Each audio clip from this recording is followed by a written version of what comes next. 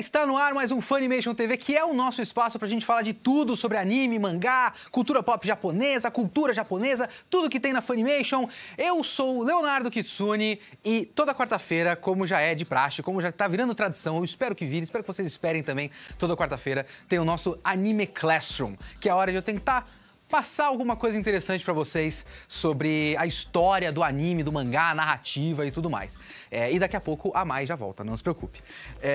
A gente tá passando aqui no nosso bloco agora, a partir dessa semana, Blood Blockade Battlefront, que se passa numa Nova York toda distorcida e tudo mais. A trilha sonora tem muito jazz, muito blues, tem as influências de Cowboy Bebop, eu diria, e o Blood Blockade Battlefront, Kekai Sensen, o nome original, é um mangá do Yasuhiro Naito. O Yasuhiro Naito é o autor do Trigun.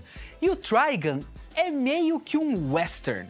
Então, essas influências ocidentais nos animes e mangás são razoavelmente comuns hoje em dia. Só que elas não são de hoje, tem todo um histórico, elas são muito antigas e, na verdade, a influência ocidental nos animes e mangás é meio que essencial para a existência de anime e mangá da maneira como a gente conhece. Então é isso que eu quero falar hoje. Eu quero falar do papel da arte ocidental e principalmente da animação ocidental nos animes e nos mangás. E quando a gente vai falar da origem das coisas do anime e mangá, a gente inevitavelmente acaba caindo em Osamu Tezuka. O Tezuka, o rei dos mangás, o deus dos mangás, ele não é o único cara que desenvolveu a arte da animação no Japão, principalmente porque ele já tinha muita animação antes, ele só foi o cara que, no mundo da animação, que conseguiu viabilizar o processo para a televisão, no caso. Ele conseguiu com o Astro Boy dele. Só que ele não pegou isso do nada. Nem a técnica de animação, nem a estética. Porque lá nos anos 30, os anos 40 e tudo mais, no Japão era mais barato importar animação de fora do que produzir para dentro, de dentro para o público local. Então eles importavam muito Disney e Fleischer. O Fleischer é da Betty Boop, e eu acho que do Gato Félix?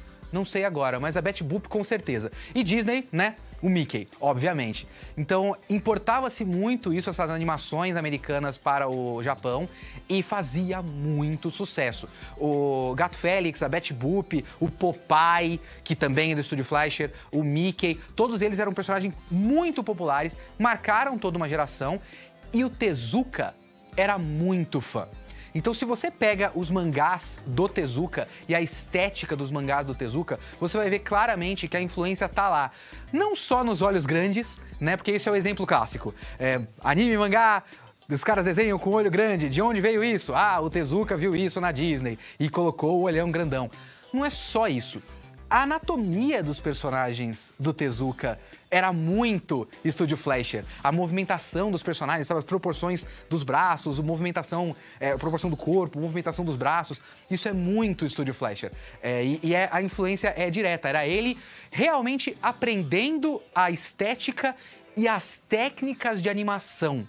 Esse começo da animação, da popularização da animação produzida no Japão, as técnicas foram muito emprestadas e adaptadas para a realidade do dinheiro e da produção no Japão. Mas não é só isso também. O Tezuka, com certeza, via essas histórias e isso influenciava nas histórias que ele criava. Existem muitas semelhanças entre o Kimba, o Leão Branco, e o Bambi. Bambi é mais antigo do que Kimba e o Leão Branco e as histórias são razoavelmente parecidas. Tem até a história clássica de um mangá do Tezuka chamado Metrópolis. Esse mangá, Metrópolis, ele criou porque ele viu um pôster do filme Metrópolis do Fritz Lang. Não o filme, o pôster. Porque quando você vai ler o mangá saiu aqui pela editora New Pop. Vamos ler esse mangá. É muito esquisito e não tem absolutamente nada a ver com Metrópolis. Mas é a influência da arte de fora que ele foi pegando. Ele até adaptou a arte de fora. Ele adaptou, por exemplo, o Crime e o Castigo. Ou até, se você pegar a Princesa e o Cavaleiro, toda a estética das coisas de cavaleiros europeus e tudo mais, tudo isso é coisa que via-se de fora e trazia-se para dentro do Japão. Mas esse negócio de adaptar obras de fora é muito importante para o desenvolvimento do anime e do mangá no Japão. Porque tem algumas coisas que são adaptações diretas, como por exemplo Lupin. Lupin III, uma das minhas obras, uma das minhas franquias favoritas, ele é um mix. Ele é um personagem do Maurice Leblanc, o Lupin, que inclusive tem aquele seriado da Netflix agora, né? E ele adaptou esse personagem, ele fez como se fosse o neto do ladrão Lupin, mas também muito influenciado pela estética e pela narrativa de literatura pulp de espionagem e filmes do 007. Quando você pega o mangá original, é muito exploitation dos anos 60 e 70, de espionagem, agentes secretos e tudo mais. E tem até um anime chamado Sally a Bruxa, Sally the Witch. Esse Sally a Bruxa, ele foi criado muito influenciado por aquele seriado A Feiticeira, que era muito popular no Japão também. Sally a Bruxa é provavelmente o primeiro anime de menina mágica, ou seja, o precursor de Sailor Moon, e provavelmente o primeiro anime shoujo, o primeiro anime para meninas. Isso influenciado por um seriado americano. Mas mais importante do que isso, tem um bloco que se passou por muito tempo na televisão japonesa, chamado World Masterpiece Theater. E ele é extremamente importante para o desenvolvimento da animação japonesa e para o estilo da animação japonesa.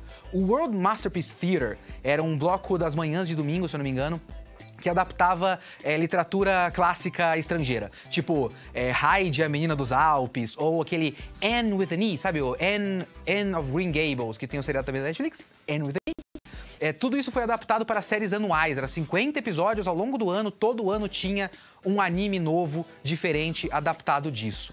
E era todo dia de manhã. Nessa época, lá pelos anos 70, ficção científica era um negócio muito forte. Então você tinha Yamato, você tinha Mazinger, essas coisas de robô gigante, space opera e tudo mais. Isso era muito importante, era muito popular na animação japonesa. Mas isso era muito mais para um público masculino. Esse World Masterpiece Theater, ele acabava apelando mais para um público feminino. Então ele apurou muito as técnicas de animação, de dramaticidade, de expressividade para um outro tipo de trabalho. Por quê?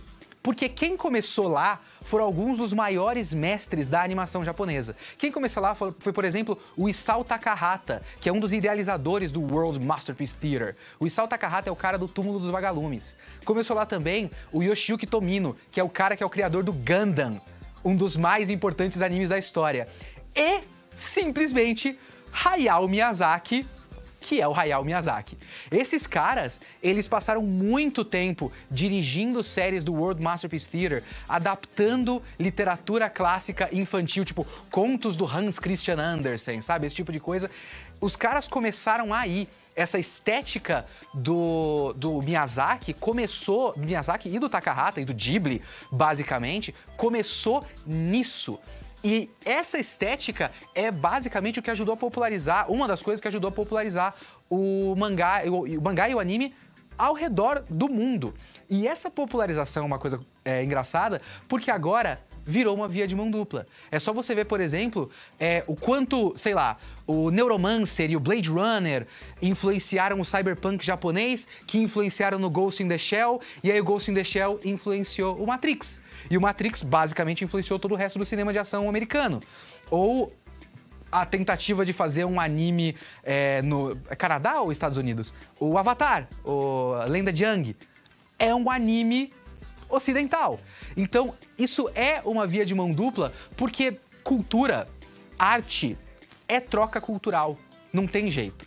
Então, o Japão não é completamente isolado.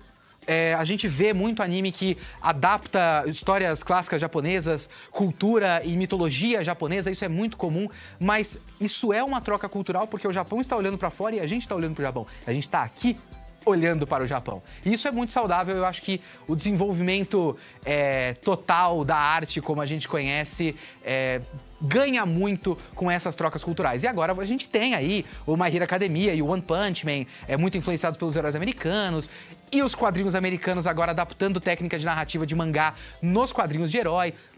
Isso sempre vai acontecer, e isso é muito saudável e muito legal. E não é de hoje. Então agora a gente assiste Attack on Titan, muito influenciado pela estética steampunk, que eu acho que não começou no Japão também. Me enrolei. E a gente já volta depois com Blood Blockade Battlefront.